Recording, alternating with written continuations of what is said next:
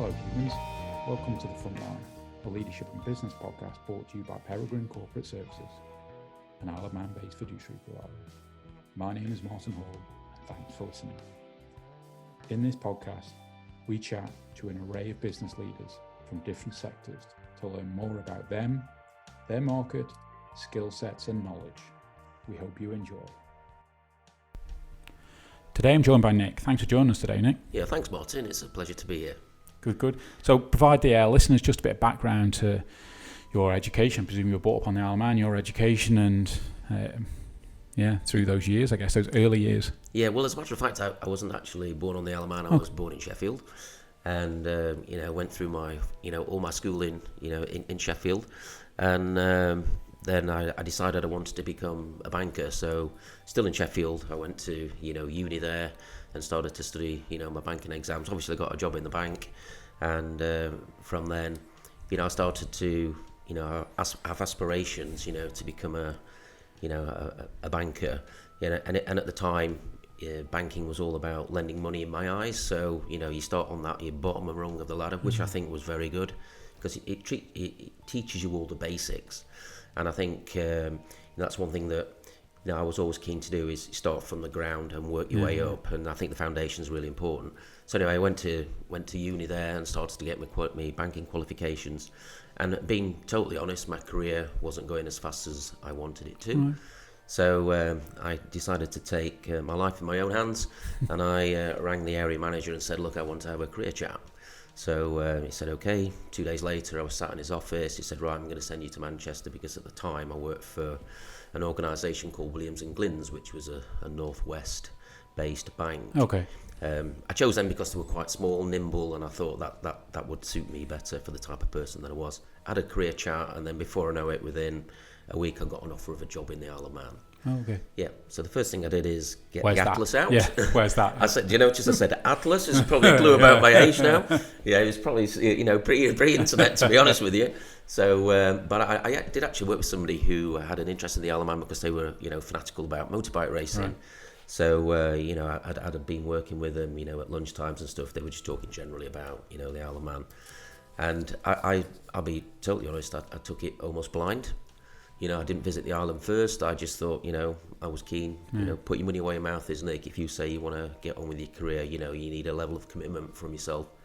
So I thought, why not? Yeah. So that was it. Packed my car up, got on the ferry, and then I was there. That was approximately years ago. Yeah, approximately 30 years ago. And and I just saw it as a big adventure, really. And to go back to that thought in the early days, and I often go back to school years of deciding on a career. What made you want to go into banking? Was that a parents pushing you down that route, or just something that kind of lit your fire? If that lights your fire at 17, I don't know. Yeah, it was something that appealed to me. All my family were either in the doing steelworks, building, or something like that. My brother, he was training to be a QS, so it wasn't as if it was something that was in the family. Interesting enough, one of my friends at school, he decided early on that he wanted to go into banking. The irony of it is he didn't in the end. But I started to look into it. I thought, this sounds really interesting. Many years ago, banking was a career for life. Yeah. Says me here now, so it had nothing to do with the bank. But, it was. And I thought that was quite interesting. Yeah. And the more I learned about it, the more interested I got in it. So I thought, I've got to have a go. So you land on the Isle of Man. You don't get on the next ferry back when you see the place. So you obviously liked it when you initially arrived here. Yeah, I mean, what was quite nice about it is the bank at the time when I joined, it was the RBS by, as I said, Williams & originally, but we were taken over. It was quite a good acquisition for them in terms of the Northwest. But obviously, I decided to move on with my career and went to the Isle of Man, and I was number 20 on the payroll, right, and they were obviously looking to expand. So with expansion comes opportunity. And I remember my first job was in advances. So as I said earlier, this is great. Banking's all about lending. What they didn't tell me though, it was the part of the advances department was the recovery. Right. So it was all about getting money back that had been lent. Once again, fantastic, because if you see how it goes wrong when you're given that opportunity to sanction things yourself, I think it's it's a very steep learning curve, and you learn very quickly when you start knocking on people's doors, ringing people, asking them to repay you. it's a great, it's a great educational experience. And how long were you there with the bank? I was there for about 10 years. Right. And in that time, things changed in banking. And, in the meantime, I got fully qualified. I was ACIB, now FCIB. I was going to say, were you studying during that period? Yeah. Fairly driven from, again, listening to you now. Yeah. I've met a lot of people in my time. And one thing I always suggest to people is that, find something, have a passion and go with it and be good at it. But also, if there are exams, qualifications, get some stripes on your arms, because that is a passport to other things. And hopefully, we'll talk a bit about, what else I've done. Yeah. By having those stripes on my arms, it provided me with opportunity. Yeah. And it's always going to equip you better studying than not studying. Yeah, I'm sure you can move on without it, but like you say, it's... Yeah, I mean, I know we both work in sort of, financial services or that part of the market. We're highly regulated now, and it's all about, what stripes you have, just to get you on the pitch, really. Yeah, and then you can start thinking about what you're actually going to do. Yeah. So those 10 years with the bank ended, was that you looking for a new challenge? Two things, really. Like I said, banking changed. I'd studied long and hard. You had your own lending limits. I think at the time I could lend up to, like £500,000 for mortgages and stuff like that. And then they started to pare it back, because everything started to get centralised. And, I felt my wings were being clipped a little bit. And I worked with somebody who'd left the bank because I think they felt similar, but they were in a different department, not in lending, they were in funds. And they went up to an international life company on the Isle of Man. And an opportunity came up there. So, the usual thing by knowing people, the Isle of Man's a relatively small place. I got a phone call saying, look, there's a job up here, Nick, you might be interested. So we just went up for a chat first of all before you actually put any application in. And it was really interesting. It was basically group treasury manager for this international life company, which involved, moving money around the world, bringing it back, lending money into the London money markets. And then just for good measure, I was manager of the box, which basically means you manage the underlying pools of investments that people move in and out of.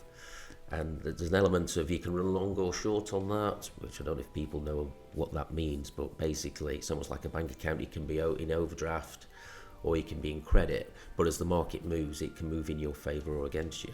I think Mr. Leeson made a mistake when he was doing that sort of stuff, and he got the wrong side of it. So he's doing that type of stuff, which, was totally new to me. But that was one of the advantages, I think, of when you come to the island, you do get, some great opportunities. Yeah. And that's, an example of one of them that I've taken. But I suppose jumping ahead, one of the questions I was going to chat was about networking, but there you talk about that opportunity of someone you used to work with that then presented an opportunity down the road. And I guess that's one of the key things with any networking is that you chat to someone today and it might be that 5 years down the road something comes off. So I guess networking's a long, hard lifetime. I use the word slog, it's probably not the right word, but it can be. Yeah.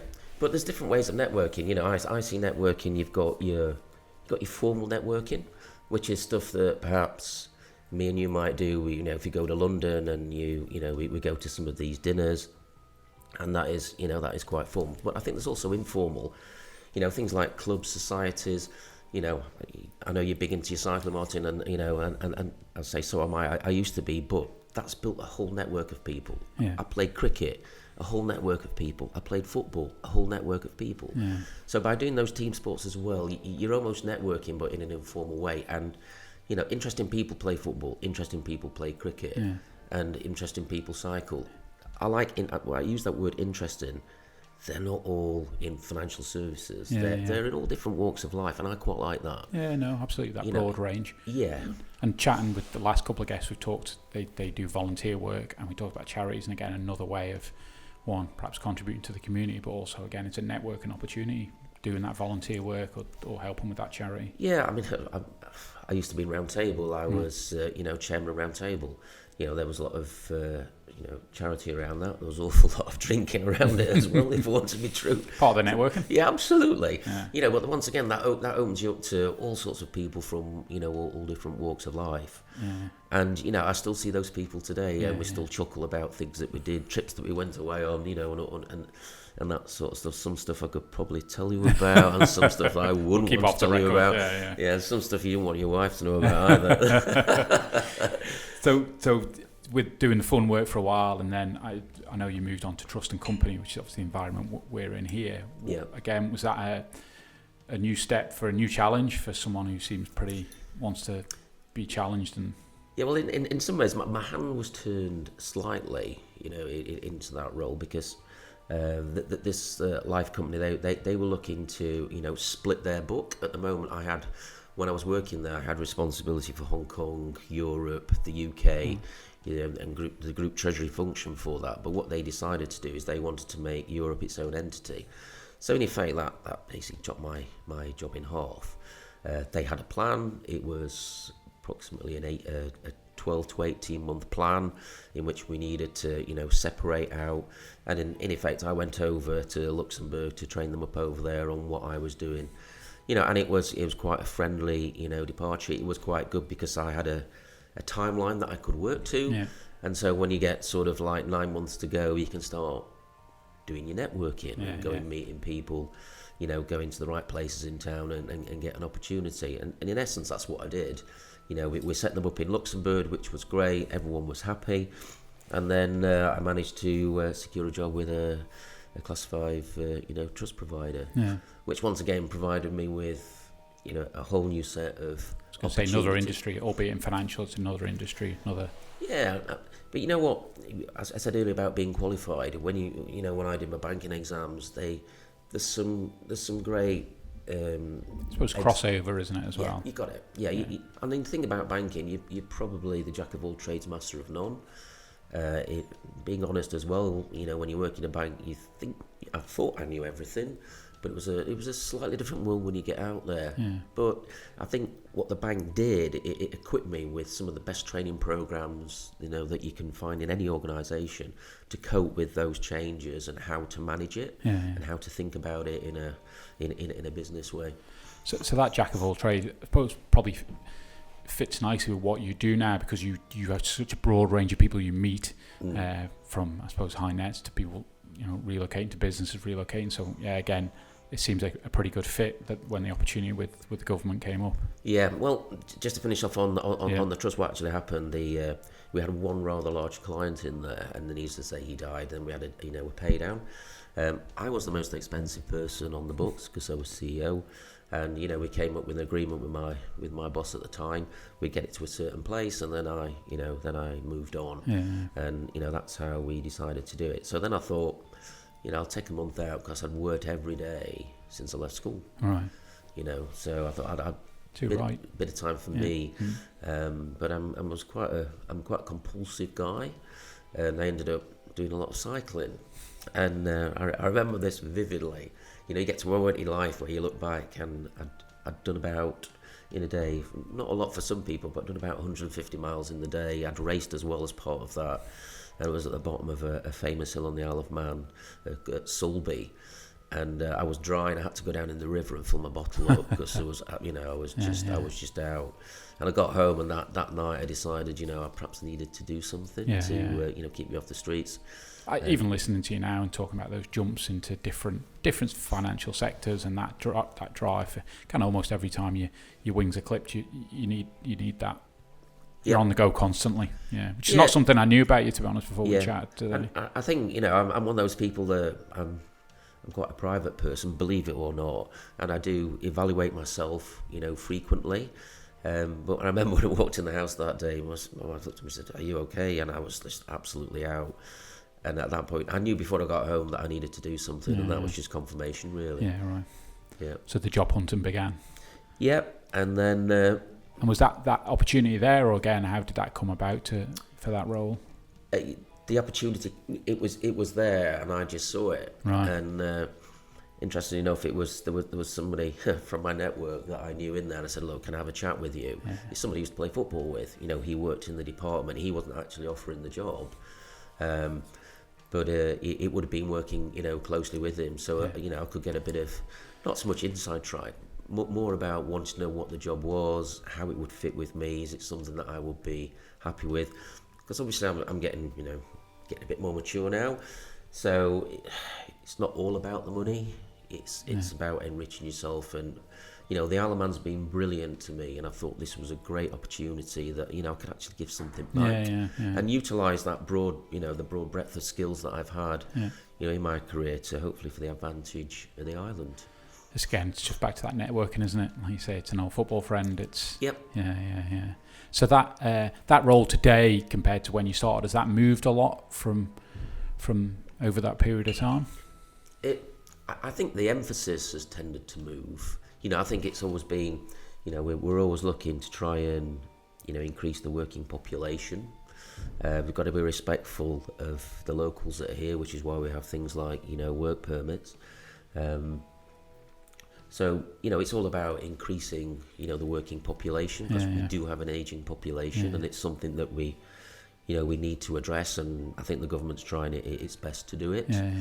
We are in a political environment as well, so it's not like it's not like having a dictatorship when you work in a business. I mean, I know you're working here, but it's slightly different. You've got that shorter decision process, and when you throw politics in there, things can take a little bit longer. But I think generally speaking, no, it's it's the same game in town, but perhaps a little bit of emphasis. We've had COVID that's come on the scene now, and the government's done a lot to try and support businesses. We need to try and keep alive what we've got and try and get through this this crisis. So I suppose on that and on locate. So I was riding home last night, and again we were just chatting before we came on air about the long ride home, which is commute home from and we'll post some photographs of what a beautiful island we've got. But so maybe in a nutshell, when you look at Locate Isle of Man and what it's trying to do and achieve and where it's trying to aim, maybe give us some headlines of that. Yeah, well, I mean, Locate, what we're trying to do is make the journey to the Isle of Man very simple. We're also trying to showcase the Isle of Man so that if businesses are thinking about the Isle of Man, we can hopefully shortcut a lot of the research. We can get them straight to the nub of what the Isle of Man is all about, so they can make a quick, informed assessment of the Isle of Man and how that will will work for them. I mean, I deal with there's two aspects in my job. There's one that I'd probably say is skilled workers and working with companies. So that's helping them understand the lay of the land here. For instance, we have this thing called work permits. It might involve immigration. I've been away with guys from your company in South Africa, and interestingly enough, I've got somebody who's actually, I've seen that journey. I've spoke with them in South Africa, and then hopefully they'll be coming in a few months' time. And nothing gives me greater satisfaction than playing a part in that. Helping them in that journey. And then sort of the high net worth piece. I work with if fortunate for people to refer the enquiry on, or sometimes my phone rings and it's people just trying to understand a little bit about the Isle of Man. That is very interesting, and I think we've got a great proposition. We've got relative no tax. We've got something called the tax cap, which can work very nicely for people. And there's some other little tricks called the key employee concession. So if you want to set a business up here, you've got other businesses throughout the world, you can bring that worldwide income to the Isle of Man at 0% for 3 years. That can be quite a strong tool. Particularly people who are looking to amass the cash and then perhaps go on another project. We can assist with that, but it's only for a limited period of time.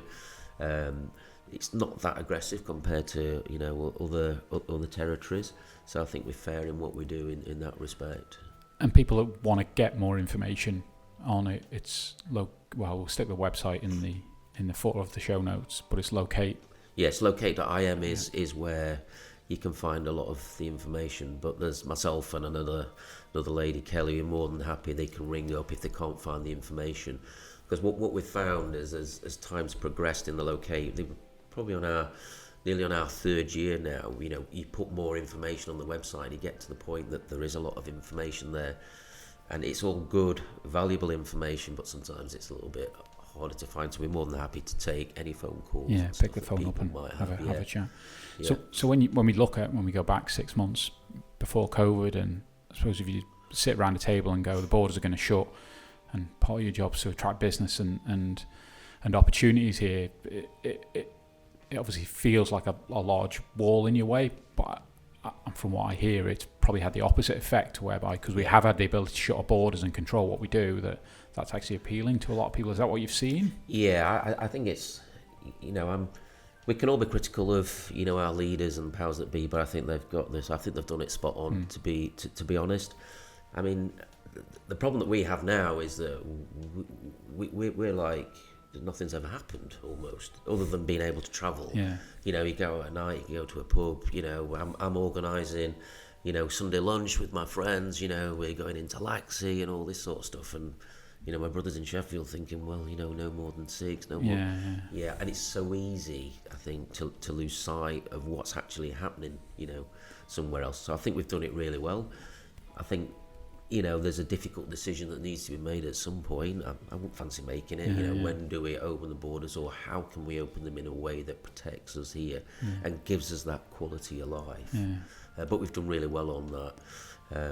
And has there been a peak of interest? We've had quite a few enquiries. Some of them, probably just people fishing, but you're going to get that anyway.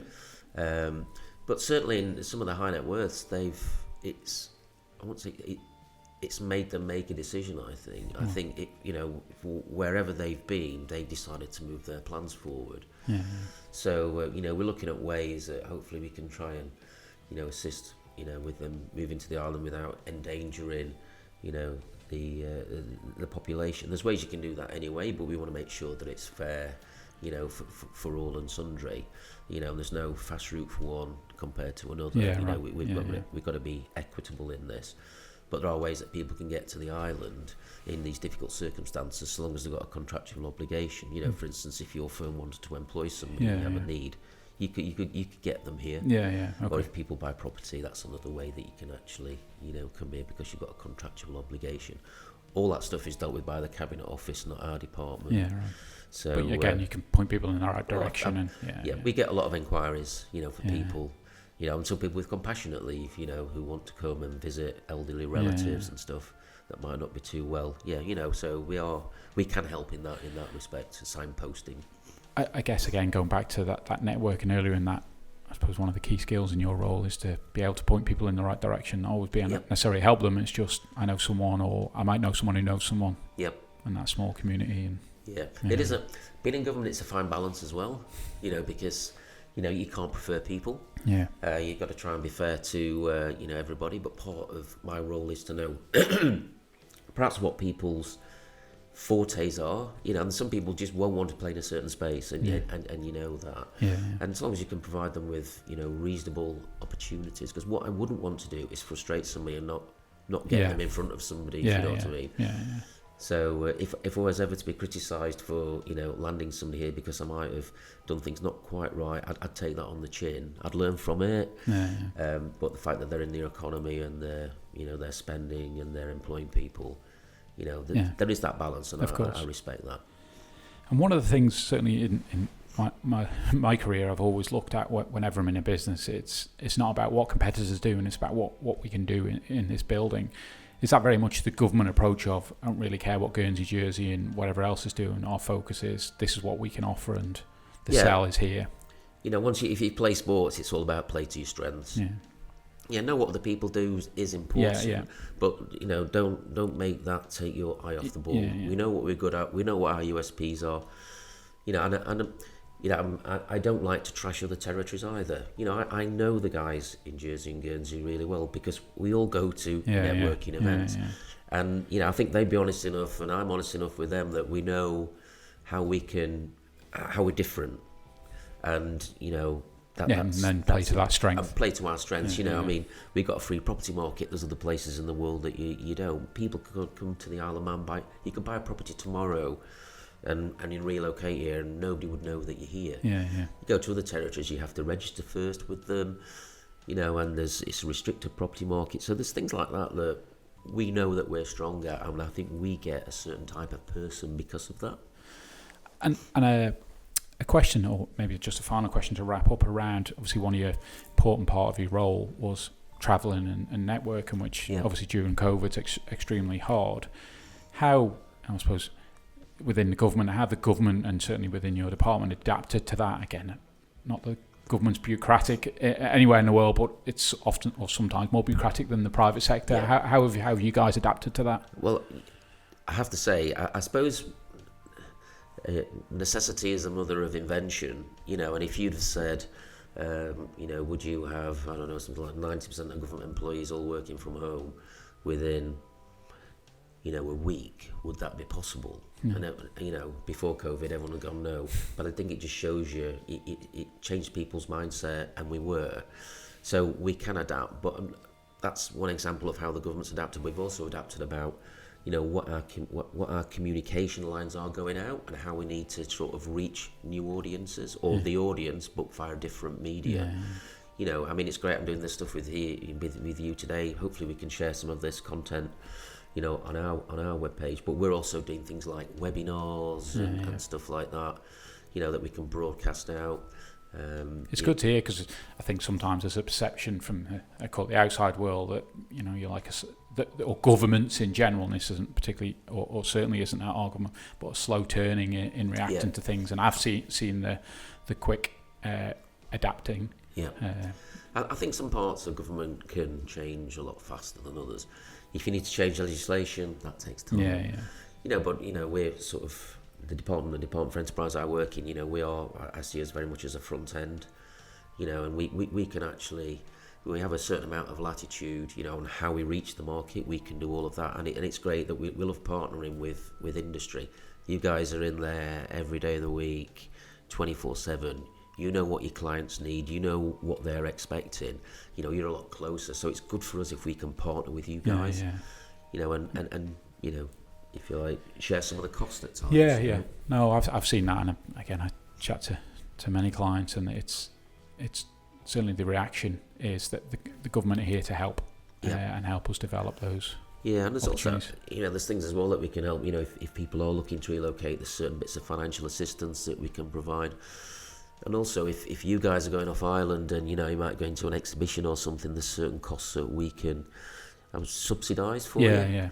I've been through that grant process. And that can, and, sometimes what you can do that for a year. So if you're going to 4 events, you don't have to put 4 separate applications. You can put one application in, and then as you go through them, we'll reimburse you as and when you've been to these events. So there's ways we can try and work with you, to help that. I think that often gets missed because again, it was something in my previous employment which we weren't even aware of. So again, it's getting that knowledge out there to people, isn't it? And knowing that they can get some support and help. Absolutely. Grow the business. Yeah. Okay. Well, thanks for coming in today, Nick. It's been very informative. As I say, well, if you've got no, hopefully not, in the footnotes of we'll add your LinkedIn profile if people want to link in with you and catch up with you, and your contact details and the website. Yeah, that's fine. Yeah, I look forward to seeing your details on the long ride home, and hopefully it'll match up to mine tonight. Thanks, Nick. Okay, thank you, Martin. Thanks everyone for listening.